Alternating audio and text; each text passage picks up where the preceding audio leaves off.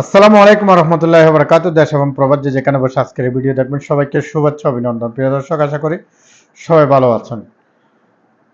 আজকে আপনাদেরকে কিছু গুরুত্বপূর্ণ ভিডিওর সাথে শেয়ার করে দেবো এবং আপনারা সম্পূর্ণ ভিডিওগুলো দেখবেন এবং সেই সাথে বেশি বেশি করে কমেন্ট করবেন, বন্ধুদের মাঝে শেয়ার করে দেবেন। আপনাদের মাধ্যমে আমাদের সামনের দিকে অগ্রযাত্রা আরও দীর্ঘ গতি হবে। বাংলাদেশের এই মুহূর্তে রাজনীতি, ভোট, নির্বাচন, সংস্কার সব মিলিয়ে দেশ সামনের দিকে এগিয়ে যাচ্ছে, কিন্তু আপনারা ইতিমধ্যে দেখতে পাচ্ছেন বিভিন্ন জায়গাতে বিভিন্ন সময় আন্দোলন সংগ্রাম চলতেছে। আবারও এইভাবে আপনারা আমাদেরকে সংস্কারের কলা দেখাচ্ছেন। আসর করেছে আপনার যে ডিসেম্বর থেকে জুনের ভিতরে এর মধ্যে বলতে থাকতে হবে, ডিসেম্বরের আগেই নির্বাচন দিতে হবে বাংলাদেশের মানুষের দাবি। শুনে রাখুন, মাননীয় সংস্কার কমিশনের নেতৃবৃন্দ ইনক্লুডিং মাননীয় প্রধান উপদেষ্টা, সংস্কার কমিশনে আপনারা নিজেদের মতো করে যে সমস্ত সংস্কার সংবিধানে চান সেই সংস্কারগুলো জাতিকে মেনে নিতে হবে। এই ইগু কেন আপনারা লালন করেন? আপনারা কেন মনে করেন এনসিসি, ন্যাশনাল কনস্টিটিউশনাল কাউন্সিল নামে যেটা পরিচিত, তাকে সর্বোচ্চ ক্ষমতা দিয়ে রাষ্ট্রের সমস্ত অঙ্গকে আপনারা বেকার করে দিবেন? সেটা আমাদেরকে কেন মানতে বলেন? বলে যে সেই বিষয়ে কোনো সিদ্ধান্ত আসেনি। আমরা আমাদের কথা বলেছি যে এনসিসি একটি অনির্বাচিত বিষয় এবং তাদের হাতে রাষ্ট্রের সমস্ত অঙ্গের ক্ষমতা কোনো একটা সময়ে যখন সংসদ থাকবে না, সেই সময়ে তারা যখন এক্সারসাইজ করবে, তাকে চারজন, তার মধ্যে প্রেসিডেন্ট একটু ইনডাইরেক্টলি নির্বাচিত, বাকি সবই অনির্বাচিত, তাদের কাছে আপনি পুরো রাষ্ট্রের জিম্মা দিয়ে দেবেন? তারা এই সমস্ত আরো কিছু কিছু অভিনব সংস্কার প্রস্তাব নিজেরা দিয়েছে। মনে হয় যেন আমাদেরকে বাধ্য হয়ে সেই সমস্ত সংস্কার প্রস্তাবে একমত হতে হবে, তাহলে তো এটা বাকশাল হয়ে গেল। যদি সংস্কারের সমস্ত প্রস্তাবের মধ্যে আমরা একমত হওয়ার জন্য আপনারা কন্টিনিউয়াসলি পার্সু করতে থাকেন এবং ব্লেম দিতে থাকেন যে এখনো পর্যন্ত এই বিষয়ে ঐকমত হয়নি। আমরা লিখিতভাবে বলেছি, আমরা আলোচনা করেছি কি কি বিষয়ে আমরা কাছাকাছি এসেছি এবং কি কি বিষয়ে একমত, নীতিগতভাবে একমত, সেগুলো কম্পাইল করে আপনারা জাতির কাছে প্রকাশ করেন। আগামী 2 তারিখ আবার ডেকেছে আমাদের মাননীয় প্রধান উপদেষ্টা। ভাবটা আমরা বুঝছি এরকম, আনুষ্ঠানিকতা আয়োজনের কোনো কমতি নেই, কিন্তু কাজের কোনো খবর নেই। আবার ডেকেছেন 2 তারিখে যে দ্বিতীয় পর্বের আলোচনার আবার শুভ উদ্বোধন হবে। কেন উদ্বোধন কয়বার করতে হয়? এই সংস্কার নিয়ে আবার কতবার উদ্বোধন করবেন? প্রথম পর্যায়ের একবার উদ্বোধন করেছেন আলোচনা, দ্বিতীয় পর্যায়ে আবার উদ্বোধন করবেন, তৃতীয় পর্যায়ে গিয়ে আবার আপনারা এটা একত্রিত করবেন। এইভাবে আপনারা আমাদেরকে সংস্কারের কলা দেখাচ্ছেন। সংস্কার হবে, সংস্কার আমাদের প্রধানতম এজেন্ডা।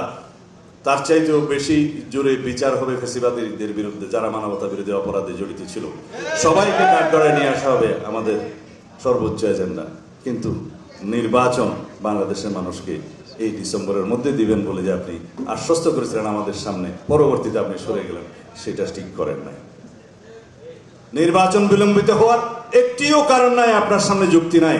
কেন আপনি ডিসেম্বরের বাইরে যেয়ে নির্বাচন দিবেন, সেটার পক্ষে একটিও যুক্তি নাই। কিন্তু শুধু বলেন ডিসেম্বর থেকে জুন, ডিসেম্বর থেকে জুন। কেন আসর করেছে আপনার যে ডিসেম্বর থেকে জুনের ভিতরে এর মধ্যে বলতে থাকতে হবে, ডিসেম্বরের আগেই নির্বাচন দিতে হবে বাংলাদেশের মানুষের দাবি, আমাদের দাবি? একটি কারণও নাই ডিসেম্বরের বাইরে নির্বাচন যাওয়ার। সংস্কার এবং নির্বাচন চলমান প্রক্রিয়া, যারাই রাষ্ট্র ক্ষমতা আসুক তারা প্রতিশ্রুত সেই সংস্কার এবং বিচার চালিয়ে নিয়ে যাবে। এটা বিচার বিভাগের, স্বাধীন বিচার বিভাগের এখতিয়ার, তারা তাদের মতো স্বাধীনভাবে বিচার পরিচালনা করবে, বিচার কার্য আমরা শুধু সহায়তা করব।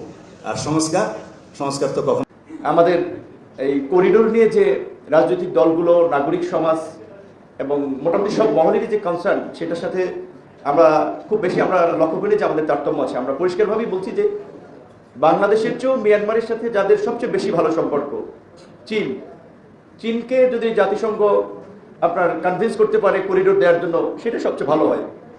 চীনের ইউনান প্রদেশ কাছে আছে, ওই দিক থেকে মিয়ানমারের ভারতের মিজোরাম মনিরামপুর আছে, তাদেরকে কনভিন্স করতে পারে। তারা একটা বড় রাষ্ট্র, তারা সমস্যাগুলো সামাল দিতে পারবে। কিন্তু বাংলাদেশের মতো একটা এত ছোট ঘন বসতিপূর্ণ রাষ্ট্র এবং আমাদের যে অলরেডি রোহিঙ্গা নিয়ে আমরা যে সংকট আমরা ফেস করতেছি, প্রথমে ছিল 10 লাখ, সেখান থেকে হইতে হইতে এখন হয়েছে বোধহয় 16 থেকে 17 লাখ। এমনকি আমরা খুব আশাবাদী হয়েছিলাম যখন সরকারের প্রেস সেক্রেটারি সরকারের মিটিংয়ের পরে একটা বক্তব্য দিয়েছিল যে রোহিঙ্গাদেরকে ফেরত পাঠানোর প্রক্রিয়া শুরু হচ্ছে এবং খুব অল্প সময়ের মধ্যেই কয়েক লাখ রোহিঙ্গা ফেরত যেতে পারবে। তার বিপরীতে দেখলাম আরো বরঞ্চ এই 9 মাসে এই সরকারের দায়িত্ব নেওয়ার পরেও বোধহয় লাখখানেক, পত্রিকা বলছে 1 থেকে 1.5 লাখ নতুন করে ঢুকেছে। এইটাই আপনারা সামাল দিতে পারেন নাই। আমরা এই মানবিক করিডোর দিয়ে সহায়তা পৌঁছাবেন, সেখানে বিশ্বব্যাপী যে করিডোরের যে এক্সপিরিয়েন্স, সেটা সিরিয়া থেকে বসনিয়া বিভিন্ন জায়গায়, সেখানে আমাদের যথেষ্ট উদ্বেগের কারণ রয়েছে এবং আমরা এটা পরিষ্কারভাবেই মনে করি, যেটা রুবাদ স্যার বলেছেন যে রাজনৈতিক দলগুলোর এই আলাপ আলোচনা বা নাগরিক সমাজের এই প্রতিক্রিয়ার ফলেও অনেক সিদ্ধান্ত থেকে সেটা রাজনৈতিক সরকার সরে আসে। প্রথমত এই সরকারের আসলে এই রকমের একটা সেন্সিটিভ গুরুত্বপূর্ণ বিষয়ে আমার মনে হয় যে যাওয়ার দরকার ছিল না। তারা এটা কেন করতে গেল সেটাও আমরা একটা সন্দেহান, কারণ এগুলো তো পলিটিক্যাল সরকার আসবে, তারা সিদ্ধান্ত নেয় পার্লামেন্টে আলাপ আলোচনা সাপেক্ষে। তারা একটা ইন্টারিম সময়ের জন্য দায়িত্ব দেওয়া হয়েছে। সংস্কার এবং যারা গত 1.5 দশকের ফ্যাসিবাদের সাথে ইনভলভ ছিল, জনগণের উপরে একটা নির্যাতন নিপীড়ন চালিয়েছে, তাদের একটা বিচার প্রক্রিয়ার স্ট্যান্ডার্ড তৈরি করা, বিচারটা শুরু করা। দেন বাংলাদেশের যে সংস্কারের একটা পার্ট, যেই গণতন্ত্র গত 16 বছর রুদ্ধ করে রাখা হয়েছিল, মানুষের ভোটাধিকার বঞ্চিত করা ছিল, সেই গণতান্ত্রিক প্রক্রিয়ায় যাত্রা। গণতান্ত্রিক সরকার আসবে যাবে, বিচার তো আসলে এটা কোনো শর্ট কোর্স না, 1-2 বছরের মধ্যে আমরা চাইলে সম্পন্ন করে ফেলতে পারবো। যারা রাজনীতিবিদ থেকে শুরু করে সাংবাদিক সবাই জানেন কোনো কোনো বিচার শেষ করতে 1 দশক লেগে যায়। এমনকি আওয়ামী লীগের আমলে সবচেয়ে দ্রুত গতিতে যে যুদ্ধাপরাধীদের বিচারের ট্রায়ালগুলো করা হয়েছিল, সেটাও তো সম্পন্ন করতে আপনার 4 থেকে 5 বছর লেগে গিয়েছিল। তারা এত আপনার 9-6 করে করেছে। সেখানে এই বিচারের দোহাই দিয়ে কিংবা সংস্কারের দোহাই দিয়ে এই মুহূর্তে নির্বাচনের দাবিকে উপেক্ষা করার সুযোগ নেই, যেটা মান্না ভাই বলেছেন, তার সাথে আমরা একমত। যে এই বক্তব্যে আমরা খুব আশ্চর্যান্বিত হয়েছি যে এখানে আমি কনফিউশন যে স্যার বক্তব্যটা কি মিসকোট হয়েছে মিডিয়ার মাধ্যমে, যে শুধু একটা দল ডিসেম্বরে। আমরা তো অনেক দিন ধরে বলে আসছি যে ডিসেম্বরের মধ্যেই নির্বাচনটা হলে ভালো, তো এর চেয়ে আমরা কি স্পষ্ট কথা বলবো। সেই জায়গা থেকে সর্বশেষ এটাই বলবো আমরাও যে বাংলাদেশের অভ্যন্তরীণ সংকট, প্রশাসনিক বিশৃঙ্খলা, যেটা আমরা ইতিমধ্যে দেখতে পাচ্ছি, সরকার চাইলেও প্রশাসন বা রাষ্ট্রযন্ত্রকে ওইভাবে একটা শৃঙ্খলার মধ্যে নিয়ে আসতে পারে না, এবং এইটার ফলে এখন স্বাধীনতা সার্বভৌমত্বের একটা সংকট তৈরি হবে যদি নির্বাচন ডিলে হয় এবং বাংলাদেশের গণতন্ত্র বাধাগ্রস্ত হয়। সেই জায়গা থেকে একটা দ্রুত নির্বাচন হোক, নির্বাচন হলে এই সংকটগুলো অনেকখানি কেটে যাবে বলে আমরা প্রত্যাশা করি। ধন্যবাদ। সংস্কারের কথা বলতে বলতে এক একজন নিজের ফেসিবাদী চরিত্র স্পষ্ট করবেন জনগণের সামনে, এটা আমরা আগে আশা করেছিলাম। এই সরকার ফ্যাসিস্টের কথা বলতে বলতে একসময় নিজেই ফ্যাসিস্ট হয়ে যাবে। এই ফ্যাসিস্টের আচরণ কিন্তু আমরা ধরে নিয়েছিলাম যে হবে। দেবপ্রিয় ভট্টাচার্য বলেছেন, যদি ওনার ভাষায় বলি, ক্রিটিক্যালি হতে পারে ওনার ভাষায়, কী সমস্ত আবল তাবল আমাদের বোঝাচ্ছেন এই সরকার। এটা হচ্ছে এরকম, কী সমস্ত আবল তাবল বোঝাচ্ছেন আমাদের এই সরকার। এই দেশে গত 9 মাসে 30 লক্ষ লোক, 30 লক্ষ মানুষ আরো গরিব হয়েছে। তার মধ্যে 18 লক্ষ হলো মহিলা। আপনাকে বুঝতে পারছেন না ঘটনাটা? 18 লক্ষ মহিলা কীভাবে হলো? এখানে অনেক বিষয় আছে। এই মহিলারা যারা কাজ করতো বাসায় কিংবা অন্যান্য কাজ করতো, তাদেরকে টেনে আনা হয়েছে বিভিন্নভাবে, যে আপনি এই কাজটা করেন অনেক লাভ হবে। আর কোনো মহিলা যদি একবার এই বাটপারদের ব্যাংক থেকে লোন নিয়েছে, সেই মহিলা আর কোনোদিন বেরোতে পারে না, শেষ। তো আমি কারণ আমরা বলছি না, বুঝে নেবেন। তো ওই লোন নিয়ে, যে মহিলা লোন নিয়েছে, সে আজীবনের জন্য বেকার হয়ে গেছে। যারা গ্রামে গ্রামে আসেন, একটা জিনিস আপনাকে জানেন তো বোঝে না, কিস্তি একটা ব্যাপার, কিস্তি সবার কিস্তিতে পারতেছে না, কিস্তি দিতে হবে, পাগল হয়ে যায়। তো ভাই, দেবপ্রিয় ভট্টাচার্য বলেছেন 30 লক্ষ লোক দরিদ্র হয়ে গেছে, তার মধ্যে 18 লক্ষ হলো মহিলা। এটা হলো প্রাথমিক সংস্কারের 9 মাসের একটা চিহ্ন আমরা দেখতে পেলাম। আমরা দেখতে পেলাম সংস্কার করে উনি কী করেছেন, যে 18 লক্ষ মহিলা একবার স্পেশালি গরিব হয়ে গেছে, মোট 30 লক্ষ। এটা কিন্তু বলেছেন দেবপ্রিয় ভট্টাচার্য, এই গভর্নমেন্ট উদ্দেশ্য করে বলেছেন, কী আবর্তন বলেছেন আমাদের, এরকম কথা বলেছেন। তা আমি আমার নিজের কথাই বলছি না আজকে। আপনাদের বলবো, দেশ এবং জাতিকে বলবো, যারা আজকে নির্বাচনের বিপক্ষে বলছেন বলেন, অধিকার তো আছেই বলেন, আপনাদের বলতে পারেন। নির্বাচনের পক্ষ অধিকার আমাদের আছে, কিন্তু এই নির্বাচন নিয়ে যাদেরকে ব্ল্যাকমেল করা যাবে না, করা ঠিক হবে না। আমার যে সমস্ত ভাইরা অন্য রাজনৈতিক দলের ভাইরা আমি জানি আশঙ্কায় আছেন, আপনারা অনেক ভয় আছেন বিএনপি বোধহয় ক্ষমতায় আসবে। ভাই, বিএনপি আগে ক্ষমতায় আসে নাই কখনো? বিএনপি 3-4 বার ক্ষমতায় এসেছে, দেশের অবস্থা এমন কখনো হয় নাই। তো আপনাদের বলবো যে আপনাদের ভয়ের কিছু নাই, নির্বাচন করেন, যদি জনগণ আপনাদেরকে ভোট দেয় আপনাদেরকে আমরা মেনে নেব, কোনো অসুবিধা নাই। তবে যে কোনো মূল্যেই হোক দেশে একটা রাজনৈতিক নির্বাচিত সরকার আসা উচিত, দেশে রাজনৈতিক এবং নির্বাচিত সরকার আসা উচিত। আসলে পরে এই দেশের মানুষ কিছুটা নিরাপত্তা পাবে। দেশের বিশৃঙ্খল অবস্থা, 36 বছর বয়সের একজন মেজর শহীদ রাষ্ট্রপতি জিয়া রহমান, তখন তিনি মেজর ছিলেন, সেই মেজর জিয়া তিনি তার নিজ উদ্যোগে তিনি নিজে পরিকল্পনা করে চট্টগ্রামে কালুরঘাট বেতার কেন্দ্র তিনি দখল করেন এবং তার পরিবারকে সেই গান পয়েন্টে রেখে, ঝুঁকির মুখে রেখে, ক্যান্টনমেন্টে রেখে তিনি এই কাজটি করেন এবং তিনি ঘোষণা দেন আই রিভল্ট, উই রিভল্ট। আজকে আমরা এখানে উপস্থিত হয়েছি যে বিষয়ে গতকাল 30শে মে শহীদ রাষ্ট্রপতি জিয়াউর রহমানের 44তম শাহাদাত বার্ষিকী ছিল। শহীদ রাষ্ট্রপতি জিয়াউর রহমান, আমরা যেহেতু বিএনপি করি এবং বাংলাদেশ জাতীয়তাবাদী দলের আদর্শ ধারণ করে আমরা রাজনীতি করছি, আমাদেরকে শহীদ প্রেসিডেন্ট জিয়াউর রহমানের সম্পর্কে এবং তার আদর্শ, তার রেখে যাওয়া রাজনৈতিক আদর্শ সম্পর্কে আমাদেরকে ধারণা রাখতে হবে।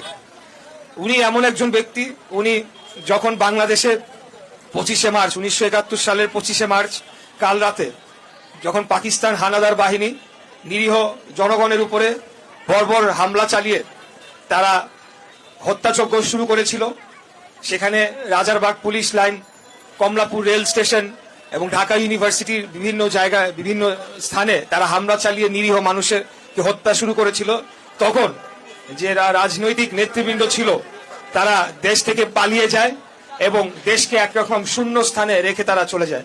তখন 36 বছর বয়সের একজন মেজর শহীদ রাষ্ট্রপতি জিয়া রহমান, তখন তিনি মেজর ছিলেন, সেই মেজর জিয়া তিনি তার নিজ উদ্যোগে তিনি নিজে পরিকল্পনা করে চট্টগ্রামে কালুরঘাট বেতার কেন্দ্র তিনি দখল করেন এবং তার পরিবারকে সেই গান পয়েন্টে রেখে, ঝুঁকির মুখে রেখে, ক্যান্টনমেন্টে রেখে তিনি এই কাজটি করেন এবং তিনি ঘোষণা দেন আই রিভল্ট, উই রিভল্ট। অর্থাৎ তিনি সেনাবাহিনীর একজন মেজর, তিনি ঘোষণা দিলেন যে আমরা বিদ্রোহ করছি এবং আমরা বাংলাদেশকে স্বাধীন ঘোষণা করছি, বাংলাদেশে যুদ্ধের ঘোষণা দিচ্ছি, যুদ্ধের ডাক দিচ্ছি। তার এই ডাক পরদিন 26শে মার্চ সারা বাংলাদেশে এটা বারবার প্রচারিত হতে থাকে এবং একজন মেজর সেনাবাহিনীর থেকে যখন এরকম একটি ঘোষণা আসে, সেটা বাংলাদেশের জনগণকে, সকল স্তরের জনগণকে তারা উদ্বুদ্ধ করে, সাহস যোগায় এবং যুদ্ধে ঝাঁপিয়ে পড়ার যে অনুপ্রেরণা সেটা যোগায়। সেই ব্যক্তির রাজনীতি আমরা করি, অতএব আমাদেরকে বুকে সাহস নিয়ে চলতে হবে জনগণের অধিকার রক্ষায়, বাংলাদেশের স্বাধীনতা, সার্বভৌমত্ব। এবং 1971 সালে আমি বলতে চাই ফয়সালা হয়ে গিয়েছিল যে বাংলাদেশ হবে একটি গণতান্ত্রিক দেশ, যেখানে জনগণ ভোট দিয়ে তাদের নির্বাচিত প্রতিনিধির মাধ্যমে বাংলাদেশকে পরিচালনা করবে। এটা একটা যুদ্ধের মাধ্যমে 1971 সালে ফয়সালা হয়ে গিয়েছিল। এখান থেকে আমাদেরকে সরে আসার অন্য কোনো সুযোগ নাই। তাই প্রিয় নেতৃবৃন্দ, আর ইতিহাস বলে বক্তব্য দীর্ঘায়িত করব না। আমরা যে শিক্ষাটা নিতে চাই যে 71 সালে ফয়সালা হয়ে গিয়েছিল বাংলাদেশ হবে একটি গণতান্ত্রিক রাষ্ট্র এবং জনগণ ভোট দিয়ে তাদের সরকারকে নির্বাচিত করবে। এই ভোটের অধিকার দেওয়া হয় নাই দেখেই কিন্তু পরবর্তীতে 71 সালের মুক্তিযুদ্ধ হয় এবং 9 মাস রক্তক্ষয়ী মুক্তিযুদ্ধের পর আমরা স্বাধীন বাংলাদেশ পাই। তাই আজকের যে সরকার, এই সরকারকে আমরা খুব স্পষ্টভাবে বলে দিতে চাই যে একটি অন্তর্বর্তীকালীন সরকার, তারা এসেছে সীমিত সময়ের জন্য এবং একটি স্বৈরাচারী খুনি ফ্যাসিস্ট হাসিনা যে 35-36 দিনে 1500 সাধারণ জনগণের উপরে গুলি চালিয়ে হত্যা করেছে, সেই শহীদের রক্তের উপরে দাঁড়িয়ে আজকের এই সরকারকে আমরা প্রতিষ্ঠা করেছি। আমরা বাংলাদেশের সকল রাজনৈতিক দল এবং ছাত্র জনতা মিলে এবং সকল শ্রেণী পেশার মানুষ মিলে আমরা দায়িত্ব দিয়েছি বর্তমান অন্তর্বর্তীকালীন সরকারকে একটি সুষ্ঠু, সঠিক, নিরপেক্ষ, গ্রহণযোগ্য নির্বাচনের মাধ্যমে বাংলাদেশে একটি জনগণের সরকার প্রতিষ্ঠা করতে হবে, যেই সরকার এসে আগামী দিনে বাংলাদেশের সাধারণ মানুষের ভবিষ্যৎ নির্ধারণ করবে, তাদের ভাগ্য উন্নয়নে কাজ করে যাবে। তাই আমরা অতি দ্রুত একটি জনগণের অংশগ্রহণমূলক নির্বাচন ব্যবস্থার মাধ্যমে শান্তিপূর্ণভাবে ক্ষমতা হস্তান্তরের যে প্রক্রিয়া সেটি সম্পন্ন করুক, সেটি আমরা দেখতে চাই। আমরা এই জন্য বহুদিন আন্দোলন করেছি, 15 বছর বিএনপি আন্দোলন করে গিয়েছে। কেন আন্দোলন করেছে?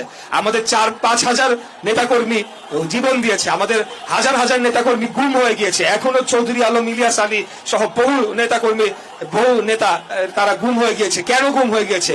এমনি এমনি তো আমরা এত ত্যাগ আমরা করি না, আমরা এই ত্যাগ করেছি বাংলাদেশে গণতন্ত্র প্রতিষ্ঠার জন্য। অতএব এই গণতন্ত্র নিয়ে যদি ছিনিমিনি খেলা হয়, সেটাকে ভবিষ্যতে আমরা কোনোভাবেই বরদাস্ত করব না। বাংলাদেশে বিচারও চলবে, গণহত্যার সংস্কারও চলবে, কিন্তু সেটার সাথে নির্বাচনকে, গণতন্ত্রকে সাংঘর্ষিক করা যাবে না, মুখোমুখি করা যাবে না। নির্বাচন প্রক্রিয়া, গণতান্ত্রিক প্রক্রিয়া তার জায়গায় চলমান থাকবে, অব্যাহত থাকবে। এটা হলো আমাদের স্পষ্ট বার্তা এবং এটা আমাদের স্পষ্ট আহ্বান। এর বাইরে অবশ্যই যে গণহত্যা হয়েছে সেটার বিচার করতে হবে এবং সংস্কার কাজকেও এগিয়ে নিয়ে যেতে হবে। আমরা আজকে 9 মাস হতে চললো, কোথায় বিচার কাজ? আমরা বিচার কাজের তেমন কোনো অগ্রগতি দেখতে পাই নাই। কোথায় আজকে সংস্কার কাজে উল্লেখযোগ্য একটা সংস্কারও কি এই সরকার করতে পেরেছে বর্তমানে? অতএব আমরা বলবো যে সংস্কার এবং বিচারের নাম করে গণতন্ত্রকে যাতে আরেকবার হোঁচট খাইয়ে যেতে পেছানো না হয়, সেটার জন্য আমরা কাজ করে যাচ্ছি। ইনশাআল্লাহ আমাদের নেতা দেশনায়ক জনাব তারেক রহমান অতি শীঘ্রই, অতি দ্রুতই, খুব দ্রুত আপনারা দেখতে পাবেন এবং আমরা লাখ লাখ জনগণ এয়ারপোর্টে গিয়ে ওনাকে নিয়ে আসব এবং বাংলাদেশকে এগিয়ে নিয়ে যাওয়ার জন্য যে আন্দোলন সংগ্রাম আমরা করছি, যে পরিকল্পনা আমরা দিয়েছি 31 দফার, সেটিকে বাস্তবায়ন আমরা কাজ করে যাবো ইনশাআল্লাহ। এই হোক আজকে আমাদের শহীদ প্রেসিডেন্ট জিয়াউর রহমানের শাহাদাত বার্ষিকীতে আমাদের জনগণের প্রতি যে আমরা নির্বাচনের অপেক্ষায় আছি এবং নির্বাচনের মাধ্যমে একটা নির্বাচিত সরকার না আসা পর্যন্ত এগুলো বাস্তবায়ন করা সম্ভব না। এগুলোর কোনো অনির্বাচিত সরকারের পক্ষে করা সম্ভব না। এগুলো জনগণের সমর্থন ব্যতীত সম্ভব না। সুতরাং যত তাড়াতাড়ি সম্ভব বাংলাদেশে একটা নির্বাচিত সরকারের প্রয়োজন, এবং সেটা কোন দল চাই না চাই এটা বড় কথা না। গণতন্ত্রের প্রত্যাশায় বাংলাদেশের মানুষ আছে। আর কোনো কিছু কথা বললে আমরা দেশের মধ্যে বললেই ভালো, দেশের বাইরে গিয়ে বেশি কথা না বলে দেশের ভিতরে বললে, এটা তো বাংলাদেশের সমস্যা, এই সমস্যার বাইরে গিয়ে বলতে কোনো লাভ হবে না। আমাকে বাংলাদেশের মধ্যে বলে এখানে সমাধান করতে হবে, তাই না? আমরা যদি বারবার বাইরে গিয়ে সব কথা বলতে থাকি তো বাংলাদেশের সমস্যার সমাধান হবে? সমাধান হবে না। এইখানে বলতে হবে, এইখানেই সমাধান, বাংলাদেশের মানুষের সমাধান। এবং দিনের সাথে সংস্কার বলেন, বিচার বলেন, যত কিছু বলেন, সমাধান বাংলাদেশের মানুষ। সমাধান দেওয়ার কেউ নাই। সমাধান দেওয়ার দ্বিতীয় কোনো অস্ত্র নাই, একটাই অস্ত্র বাংলাদেশ।